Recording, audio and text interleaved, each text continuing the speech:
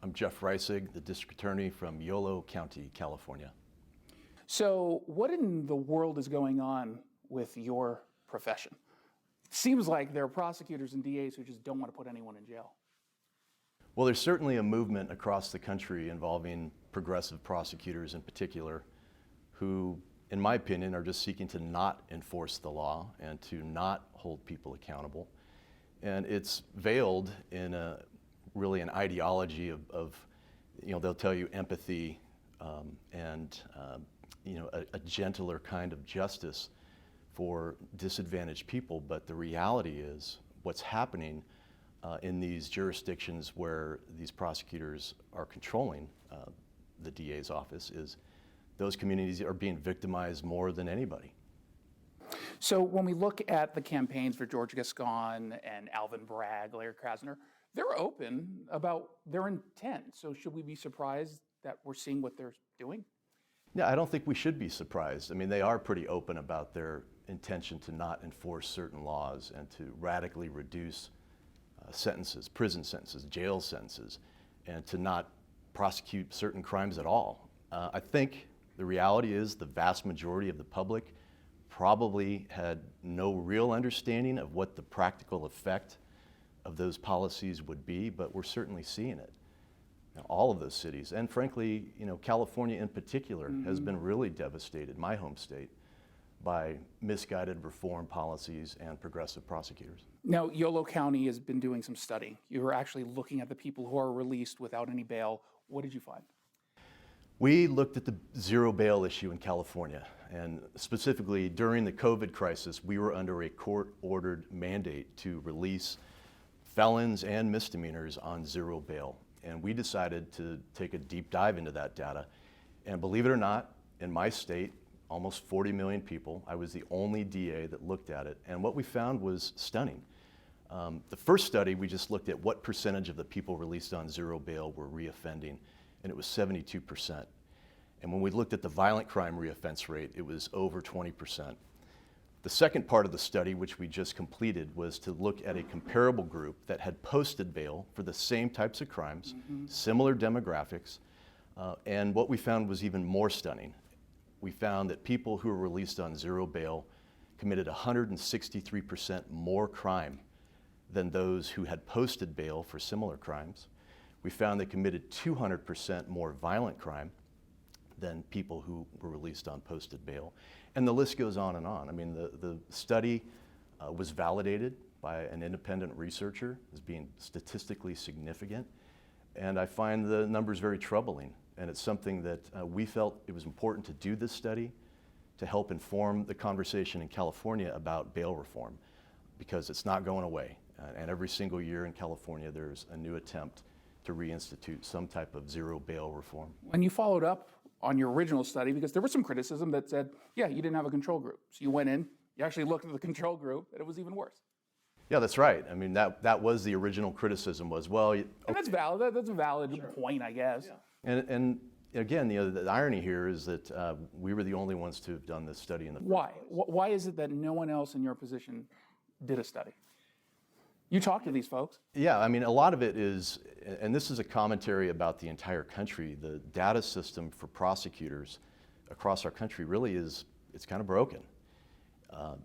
This is a very laborious process to get all of the data that you need to look at, who was released on zero bail, what was, the term of their release, when did they reoffend, and track all of that is not something as easy as just hitting a button and getting a printout.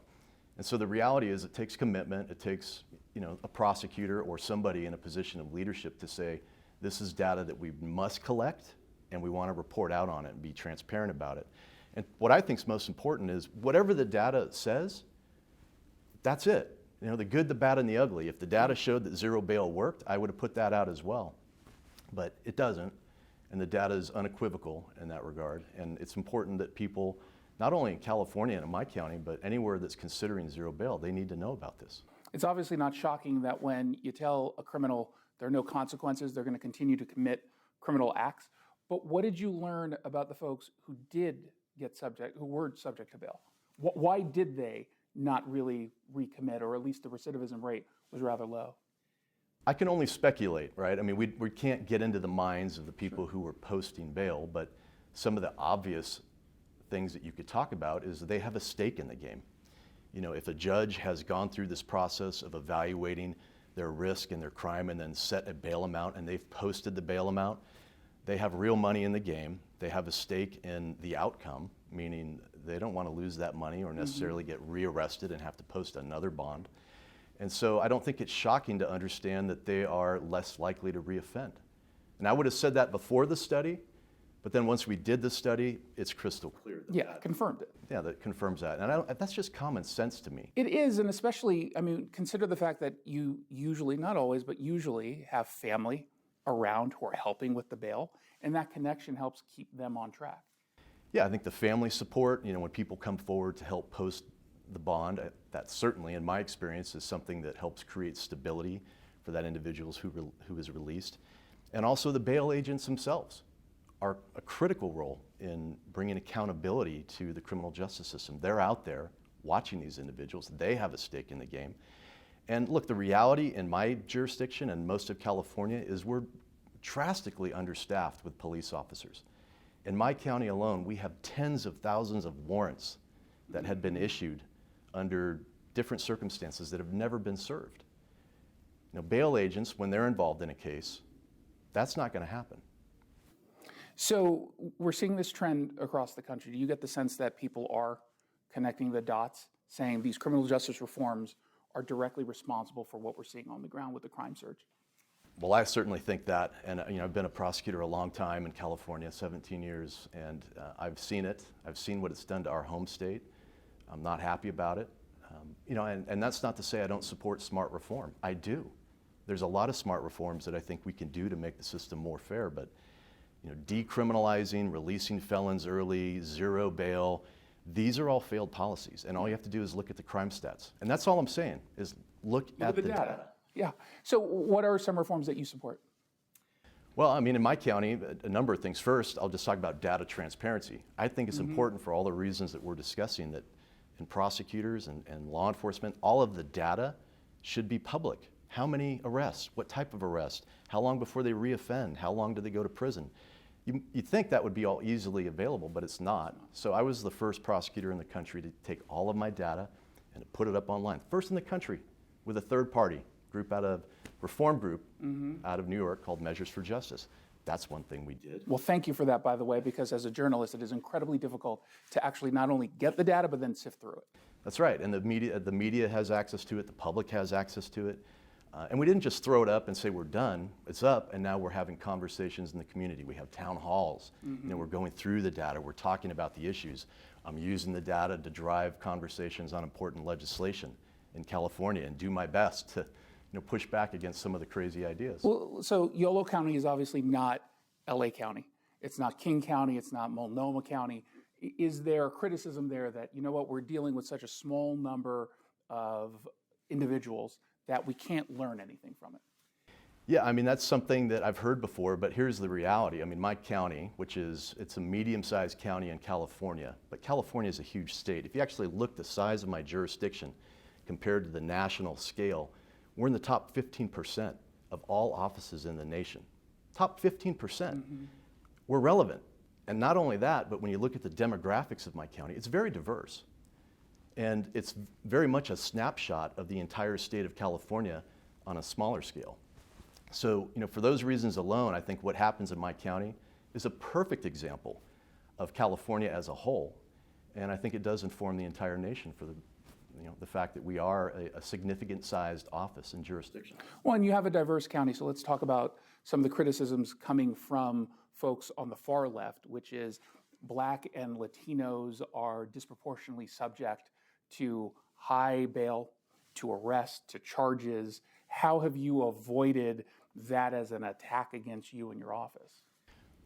Well, it's a fact. So let's just start with that people of color are disproportionately involved in the criminal justice system and in the prisons and jails. That's just a fact.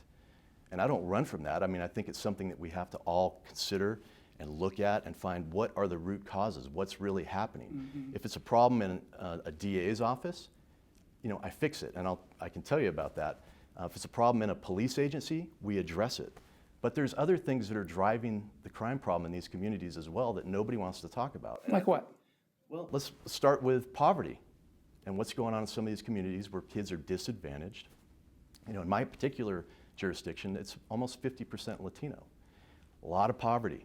You know, we also have a lot of homes that are broken homes. Families are broken. We have a huge gang issue, organized crime. Which is tied to broken families. Tied to the broken families. You know, in California, in my county, there's a lot of drugs on the street. It's easy to get guns.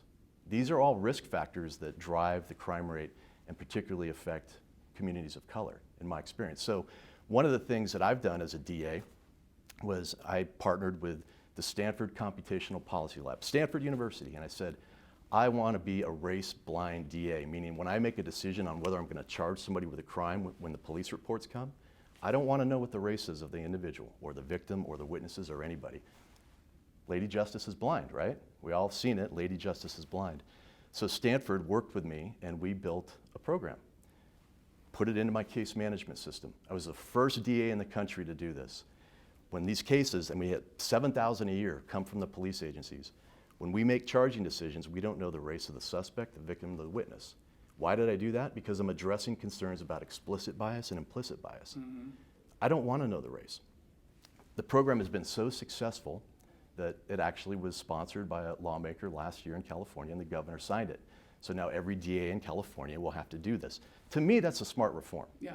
And it addresses a specific concern people have about bias in the system, which I recognize as a real issue that we need to address.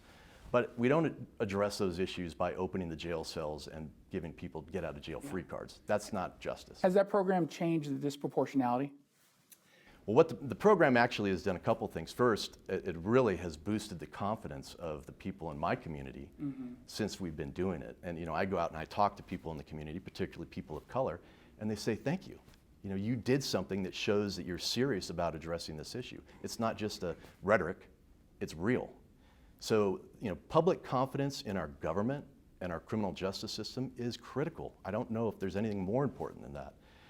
As far as the numbers themselves, I mean, the good news is my county did not have a problem with a bias, and we know that from looking at the data since we put the program into effect, that there wasn't a significant change in charging decisions. And some people have said, well, that proves the program isn't worth it then. And my response is, you're missing the whole point. Yeah. The public, they want this, and it is a protective mechanism, and it does work. And there may be counties where it's actually very effective in addressing some type of bias. Sure. And so, you know, that's the type of innovation and smart reform that I think, and by the way, it was signed by our governor in California. It was a bipartisan bill. Republicans and Democrats backed it.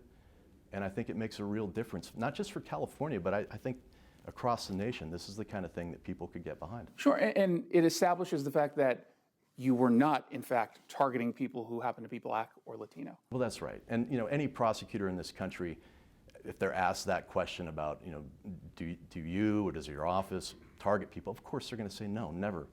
You know, I've never met a prosecutor that would say otherwise. But you do have to do something. You have to do something proactive to help the public understand that we're taking this seriously. So, you know, that's just one type of reform that I've supported. I mean, there's many others, you know, over my time as an elected DA. I believe in treating the mentally ill. I believe that it's better to get them help from treatment professionals in a secure facility instead of just releasing them back into the community. I believe in getting people who are addicted to drugs treatment instead of just a revolving door. But it's always a balance. You have to protect the public. That means people have to be in a secure facility. And then they need to get treatment. And so, you know, the blanket release programs, they don't work, and they're dangerous, and people are getting killed because of it.